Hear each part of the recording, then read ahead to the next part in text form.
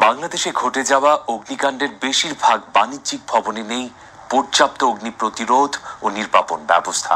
এসব ভবনে কোনো দুর্ঘটনা ঘটলে মৃত্যুই শেষ পরিণতি হয়ে দাঁড়ায় ভবনের বাসিন্দাদের। তাই অগ্নি ঝুঁকিমুক্ত নিরাপদ দেশ করতে অগ্নি নির্বাপন আইন সংস্কারের পাশাপাশি সড়কে ফায়ার হাইড্রেন্ট স্থাপনের দাবি জানিয়েছে কুয়েত প্রবাসীরা। প্রতিনিধি আলামি রানার পাঠানো তথ্য ভিডিও চিত্রে প্রতিবেদন ইলিয়াস কমলের। জীবন জীবিকা সহ নানা প্রয়োজনে বিপুল সংখ্যক বাংলাদেশি বিশ্বের বিভিন্ন দেশে বসবাস করছেন। দেশের কোনো অর্জনে যেমন প্রবাসীরা গর্ববোধ করেন, তেমনি দেশের যে কোনো দুর্ঘটনায় মর্মাহত হন তারা। দেশের যে কোনো দুর্ঘটনায় পরিবার নিয়ে থাকেন আতঙ্কের মধ্যে। এর মধ্যে অগ্নিকাণ্ডের মতো দুর্ঘটনা সবচেয়ে বেশি আতঙ্কগ্রস্ত করছে প্রবাসীদের। এই অবস্থা থেকে পরিত্রাণ পেতে বাণিজ্যিক ও আবাসিক ভবনে অগ্নি নিরাপত্তা নিশ্চিতের দাবি জানিয়েছেন প্রবাসীরা। আমরা যারা প্রবাসে আছি, আমরা এই জিনিসগুলো যখন নিউজে দেখি, আমরা অনেক বেশি মর্মাহত হই, অনেক বেশি কষ্ট পাই।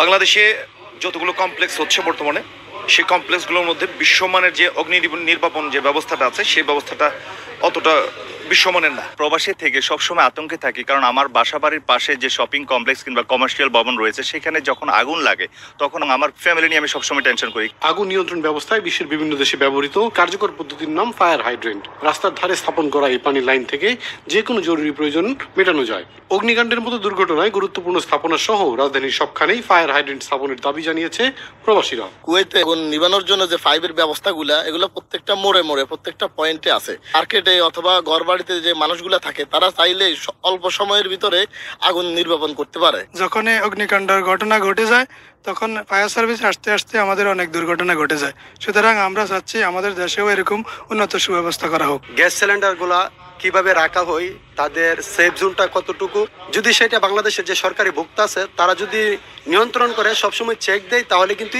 অগ্নি দুর্ঘটনাটা একটু কমে আসছে। ফায়ার হাইড্রেন্ট স্থাপন সহ রাষ্ট্রীয় সংস্থাগুলোর জবাবদিহিতা নিশ্চিত করা সম্ভব হলে রাজধানীকে নিরাপদ নগরীতে পরিণত করা সম্ভব মনে করেন কুয়েত প্রবাসীরা। ইলিয়াস কমল, মাই টিভি। আন্তর্জাতিক প্রসঙ্গ।